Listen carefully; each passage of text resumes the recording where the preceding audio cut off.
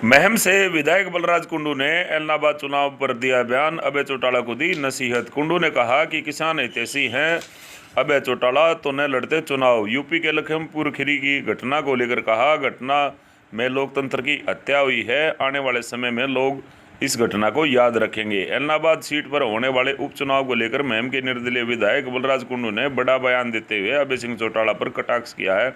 बलराज कुंडू ने कहा कि यदि किसानों के हित में अभय सिंह चौटाला ने इस्तीफा दिया था तो उन्हें दोबारा चुनाव नहीं लड़ना चाहिए था। साथ ही मुख्यमंत्री के बयान पर माफी मांगने को लेकर भी भाजपा को निशाने पर लेते हुए बलराज कुंडू ने कहा कि मुख्यमंत्री देर आए दुरुस्त आए, लेकिन आने वाली पीढ़ी इस बयान को लेकर उन्हें याद रखेगी। बलराज कुंडू इंद्रगढ़ गांव में एक कार्यक्रम में शिरकत करने के लिए पहुंचे थे। रोहतक के इंद्रगढ़ गांव में पहुंचे महम से निर्दलीय विधायक बलराज कुंडू ने अभय सिंह चौटाला को नसीहत देते हुए कहा है कि अभय सिंह चौटाला यदि किसानों के सच्चे हितैषी होते तो उन्हें दोबारा चुनाव नहीं लड़ना चाहिए था। उन्होंने कहा कि एलनाबाद में मुख्य मुकाबला कांग्रेस और अभय सिंह चौटाला के बीच में रहेगा, क्योंकि भाजपा और जेजेपी का वहां कोई वर्चस्व नहीं रहा है। बलराज कुंडू ने कहा कि मुझे लगता है अभय सिंह चौटाला को वहां पर चुनाव नहीं लड़ना चाहिए था, क्योंकि उन्होंने किसानों के लिए ही इस्तीफा दिया था। साथ ही बीजेपी पर भी कटाक्ष करते हुए कहा कि भाजपा के कर्मों का फल उन्हें जल्द ही मिलेगा। महम से निर्दलीय विधायक बलराज कुंडू आज रोहतक क्षेत्र के इंद्रगढ़ गांव के प्राचीन शिव मंदिर में शिरकत करने के लिए पहुंचे थे।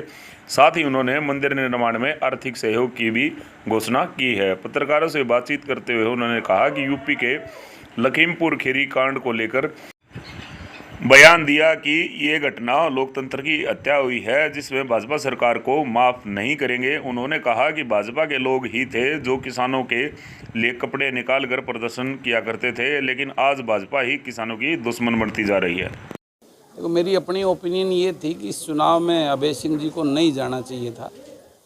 उन्होंने वाकई में अगर त्याग दिया तो त्याग वाली बात करते हुए, जिसको जब तक किसान को अभी तो कुछ मिला ही नहीं है, अब दोबारा वो जा रहे हैं। लेकिन चलो, उनकी राजनीति अपनी सोच है, तो मैं उसमें ज़्यादा कुछ ना कहते हुए, बाकी इसका निर्णय तो एलनाबाद की जनता को करना है, वो किस प्रकार से करेंगे। आज के इस जो पिछले 1 साल 10-11 महीने का एपिसोड प्रदेश में चल रहा है, और पिछले 1.5-1.25 साल से जो कोरोना का काल गुजरा है, जिसमें सरकार की सारी चीज़ें सामने एकत्रित करनी, उन चीज़ों को देख के लोगों को अपना निर्णय लेना चाहिए और उसी की तरफ जाना चाहिए। तभी जो है ना, इन सरकारों को, राजनीतिक पार्टियों को इस प्रकार का एहसास होगा कि ये जैसा व्यवहार, जैसी करनी, जैसी नीयत और नीति के साथ प्रदेश के लोगों के साथ ये अपना काम करेंगे, वैसा ही व्यवहार और उसका वैसा ही इनाम जो है ना जनता इनको देगी। तो ये तो राजनीति की है। और जो रही बात लखीमपुर की घटना, बहुत ही दुर्भाग्यपूर्ण ऐसी घटना है। ये तो एक बिल्कुल जंगल राज जिसको कहेंगे ना, उस टाइप का व्यवहार और घटना घटी हुई है।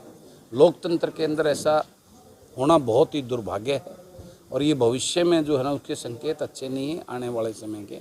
इस प्रकार की घटना पे तो केंद्र की सरकार को और माननीय जो है ना सुप्रीम कोर्ट को भी सख्त संज्ञान लेते हुए इस पर कार्रवाई करनी चाहिए। इसको इतना बढ़ना ही नहीं देना चाहिए था। देखिए, मुख्यमंत्री जी का वो बयान बहुत ही गलत था। प्रदेश की भाईचारा और शांति को जो है ना बर्बाद करने वाला था।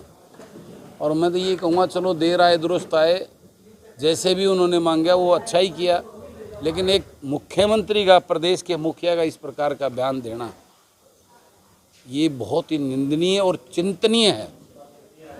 भविष्य में जब प्रदेश का मुखिया, जिसके हाथ में प्रदेश की लॉ एंड ऑर्डर की स्थिति जिसने संभालनी है, प्रदेश के अंदर शांति भाईचारा बना कर रखना जिसकी जिम्मेवारी है, और वही शख्स इस प्रकार की बातें करता है, तो उस प्रदेश का क्या हाल होगा, ये सब आपके सामने है।